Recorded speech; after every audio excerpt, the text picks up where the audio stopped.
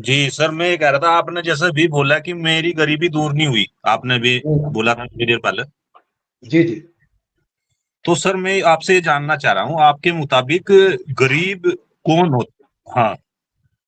गरीब वो होता है कि जो इच्छा पैदा करे, जी। जिसको जो इच्छा हो रही है, और वो संभव भी है पूरी होनी, और उसकी पूरी ना हो रही हो।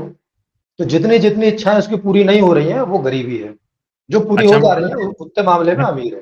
जी। जी, मतलब जिस जो इच्छा पूरी नहीं हो रही जिसकी भी, तो वो सब गरीब है। हाँ, वो उस मामले में गरीब है।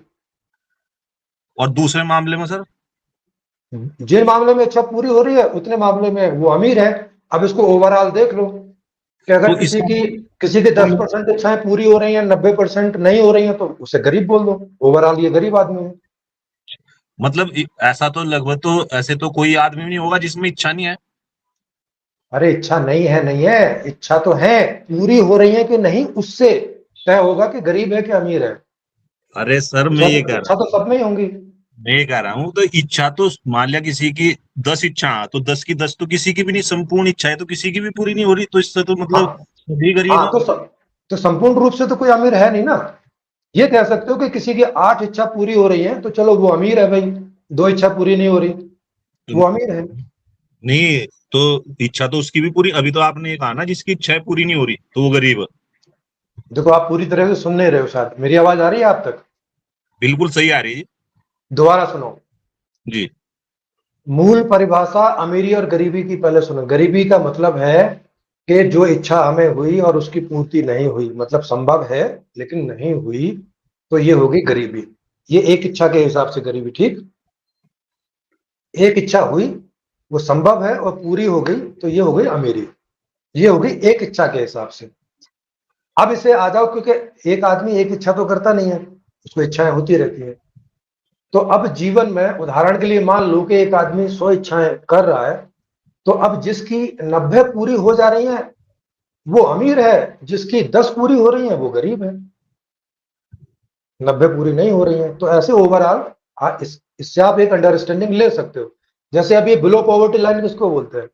बिलो पॉवर्टी लाइन उनको बोलते हैं कि भाई इतने से साल में जिसकी कम इनकम है वो बिलो पॉवर्टी लाइन है। एक ऐसी परिभाषा बना रखी है।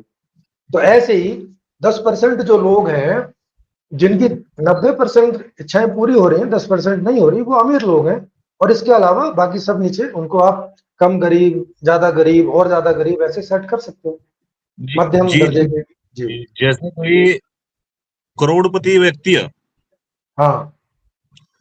और उसकी 100 इच्छाएं हैं, जी सपोज करो उसकी जी 100 इच्छाएं हैं, और जी उसकी 5 इच्छा पूरी हुई, 95 हुई नहीं, तो क्या जी। वो गरीब का रहेगा?